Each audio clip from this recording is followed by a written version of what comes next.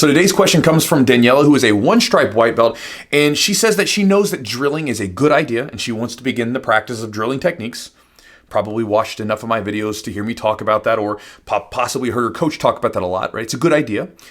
But she says that she is overwhelmed by the amount of techniques and options there are, and so she's not really sure what she should be drilling. What should she focus on? And so her question to me is simple. How do you focus on, how do you know what to focus on? What do you choose to focus on? And she's looking for some guidance on that. So Daniella, thank you for the question. So one of the things that I've gained from jiu-jitsu and grappling in general that has served me well with my training and well off the mats as well, with any skill, any hobby, any venture that I've gotten into. And again, I'm one of these people, I like experimenting and getting into new things. I just like learning new stuff. And so I jump into things that are very overwhelming periodically, just whenever, because I want to do something new, right?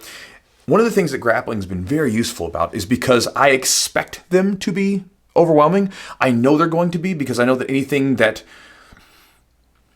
is worthwhile is going to have that complexity to it, and it's going to be tougher than what it looks, right? But I don't get too worried about it. And all I do is I just pick a direction and go. I'm methodical to a point, and I make sure that I'm thoughtful to a degree, but for me, I just jump into it. I remember when I first started doing this business stuff in 2010, there was a certain level of thought that went into it, and then afterwards, I'm just going, I'm going to figure it out. And I think in some cases, if you're incredibly overwhelmed by all the options, the first thing that I would tell you to do is simply pick a direction and just go. Don't worry about whether or not this is going to be the best technique for you ever, because like with the business stuff, the beginning when I got started was lots of failures. I screwed up all kinds of stuff. I remember when I first started riding horses, tons of screw ups all the time. Me and my wife are getting this big gardening project together. I've never gardened a day in my life, and so I'm doing all this studying on it. I know I'm going to screw some stuff up. I don't even care. And when I was in jiu-jitsu early on, as you might expect, tons of mistakes.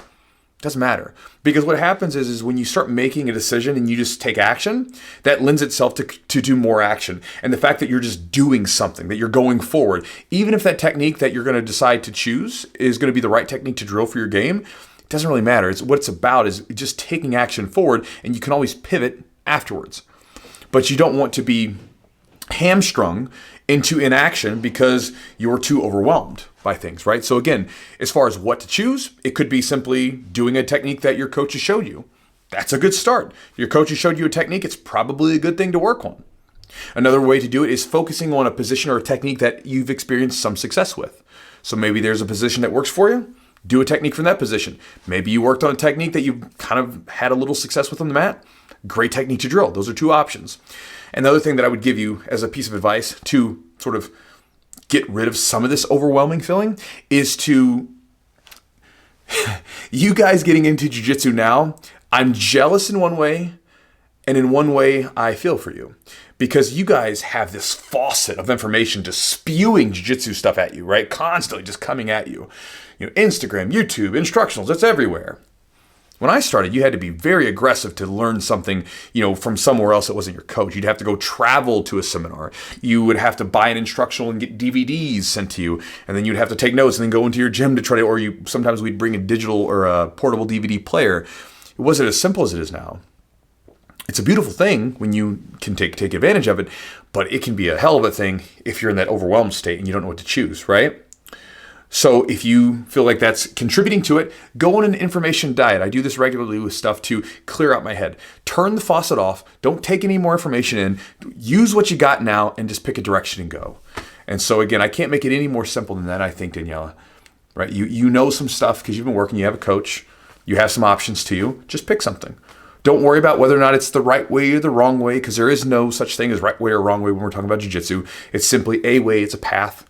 You can go explore it, thinking about going on a hike, and there's going to be all these different paths that you could possibly go on. One of them is going to be your path, but the way that you find that path is you experiment and you figure things out. And, by trial and error, you'll start to figure out, this isn't my way, this isn't my way.